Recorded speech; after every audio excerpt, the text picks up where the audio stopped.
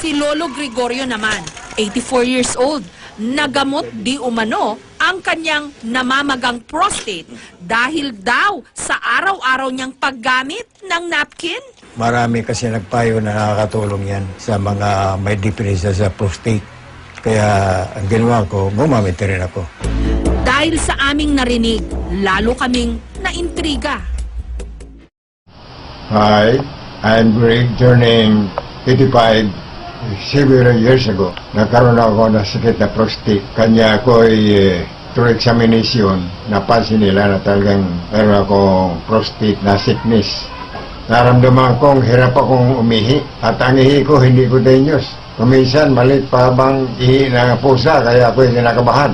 Ngayon, nung in-examine ako sa Magaling Hospital, hindi ako tento.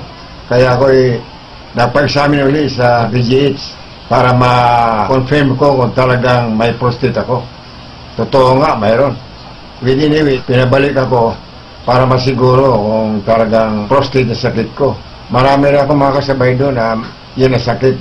Yun na prostate, nangyayari sa mga taong edad na 60 pataas, sakit na yun. Yun kung hindi maagapan, maaaring ikamatay. Sapagkat iba nga, hindi na makahi sa kanyang sakit na yun. Binubutasan na lang tagiliran para makalabas yung ihi. Ngayon, after a week, na binigyan ako ng doktor ng tablets. Niresitahan ako, parang maintenance na tablets yun. Kaya lang, sa kamahalan, hindi ko ma-maintain yung pag-inom ko.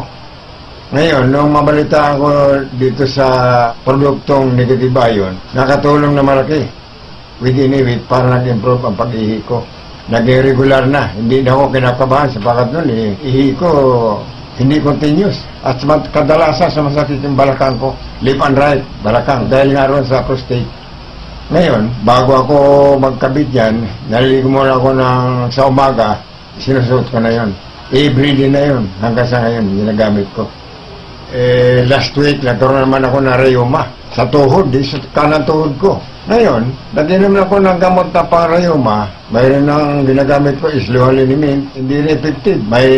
Mayroon pa akong na ginagamit. Kuminsan, wala, parang tinutusok yung tuhod ko. Tuhod ko parang tinutusok na krayo. Hanggang sa pababa, yung laman medyo kumikirot. Ngayon, ang ginawa ko, try out itong Negatibayon.